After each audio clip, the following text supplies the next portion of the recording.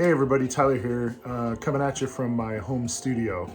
I wanted to first introduce myself. Hi, I'm Tyler Vance, and tell you guys how excited I am about the workshop coming up.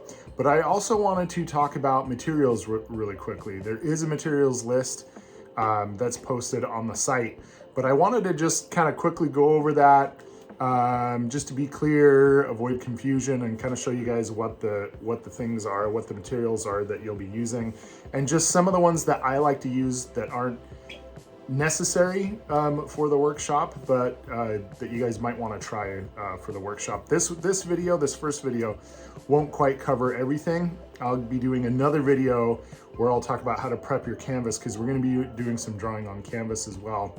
And I'll send that out in another video. But for now, let's just take a look at the charcoal and the paper. Let's talk about the paper really quickly. First, you're gonna want some kind of sketchbook. Any sketchbook will do. Even if it's almost full, we're just gonna be working a little bit from a sketchbook. Sketchbook with a pencil or whatever is fine. The paper itself, I mentioned a couple of brands in the materials list. This right here is a Rives BFK paper, which is a fine choice. Also under here, this bigger, larger white stuff here is a Canson, I believe it's 300 series, which is 140 weight drawing paper. This is just when I first started doing intuitive drawing, this is the paper that I used because I had some of it. And so I got used to using it. It does have a little bit of a texture to it. That can be both good and bad. Same with the BFK paper. If you want something smoother, then you could go with like more of a hot press paper.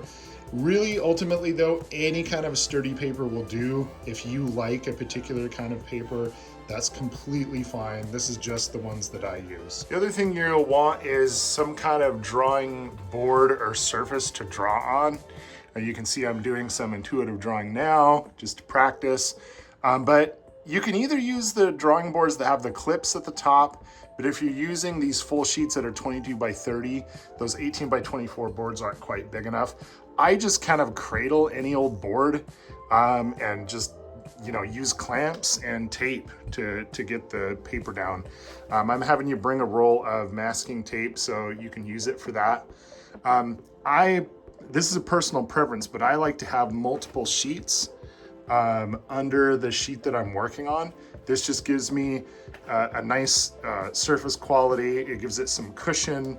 It makes the marks a little softer and a little bit easier to work with. But as for the actual charcoal that you absolutely need, this is about it. There's not much. You will need for sure some vine or willow charcoal. I use either a Grumbacher or a Winsor & Newton. Sorry, I don't have the package. The package is here, but you'll need plenty of the vine charcoal. If you've ever used it, you can go through it rather quickly. I like the compressed sticks. I use Generals just because they're easy and available. Get a variety of softness, probably 2, 4B, somewhere around there. And I like to have a variety of how used they are. So I like new sticks. I also like sticks that have been used and sticks that have gone down to a point. So it gives me different marks with different sticks. And just a variety of erasers. At least 2 varieties, either a pink pet or a vinyl eraser. Sorry, these are quite dirty, but you get the idea. And then a kneaded eraser, at least one kneaded eraser. But what I like to have, and it might be hard to see on this video, is different ages of the kneaded eraser. So I actually like ones that are quite saturated because they give me kind of a different mark. Yes, they do erase, but they also soften and blend a lot more than newer ones do. But I like to have a little bit newer one if I want to lift out a little bit more. And then a roll of paper towels. It does not need to be shop towels. It can be any kind of paper towel that you want, but that's about the base need.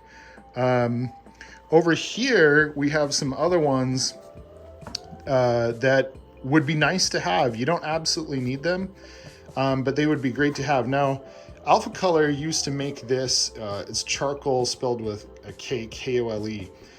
They've been quite spotty with their quality of these in the last few years. and sometimes they don't quite go jet black like I like. The reason why I like these because they're very soft and they can go very, very dark. They're not as, you know, pinpoint accurate as these compressed sticks are, but they're good to have because they can go quite dark and they're quite soft. Sometimes you can find a substitute for those, like whatever these are, these big charcoal pastels, sometimes is what they call them. These are the same thing, just different brands. You can use nitrum if that's how you say that. I'm not quite as familiar, but to me this has more of an uncompressed sort of vine charcoal feel to it. We do have charcoal pencils. I like to have pencils because once again, I like a range of marks. And when I go from pencil to vine to compressed to the charcoal pastels, it gives me a nice range of marks. The General's pencil is just fine. 2B, 4B, anywhere around there is fine. Just watch because they can break and they can crumble. Another good choice is a Wolf's Carbon pencil. It's a little bit harder and I'm not exactly sure what the composition of it is. It might even have a little bit graphite in there, but it's a nice sharp point if you need that as well. Over here for erasers, these are some erasers that you don't need, but I absolutely love and I can't live without. And one is this Tough Stuff eraser pen. It's gotten rubbed off over time. Eraser stick, Tough Stuff eraser stick. But it's sort of a mechanical pencil type thing that has an eraser. So it's essentially a vinyl eraser that comes to a sharp point. I believe Mitsubishi also makes one that's a little bit finer. Any one of these is fine. This one is, the packaging is now removed from it, but it is an abrasive eraser. So this is an eraser that has like an abrasive silicate or something like that in it. These are really nice to have because they act almost like a sandpaper. So especially when we start drawing on canvas and you get some charcoal that really sticks, your regular erasers won't lift it out. This actually sands off the material of the paper or the canvas to erase out even more. So they're nice to have as well. Charcoal powder, if you have it. If you don't have it, don't worry. But if you've got it, yeah, bring it because it's something that you can use. This thing looks kind of gimmicky, and I thought it was quite gimmicky when I saw people using it, but I purchased one. It's a pan pastel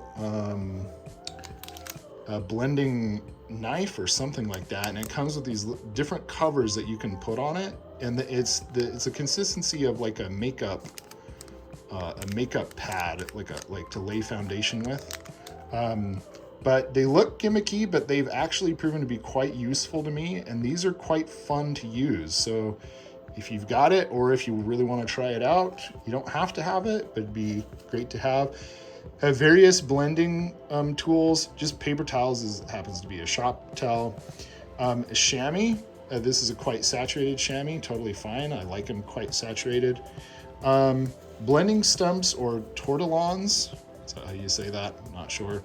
Anyway, these are nice to have for blending. And also I have this old brush that I use to blend sometimes too, if it's really loose, or knock off some loose charcoal or something. The biggest takeaway though is to keep it simple. If you worked with charcoal a lot before and you have charcoal supplies on hand, then I want you to just use those, use what you're comfortable with. I don't want you to spend a lot of money going out and buying the specific things that I have.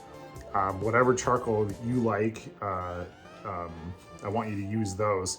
If you want to try some of the different things that I have, like the pan pastel blender tool and all that kind of stuff, you're welcome to do that. But it's pretty bare bones. It's very basic charcoal. A little later, I'm going to be posting a process video about how to prep your canvas that we're going to be drawing on. So I will see you then.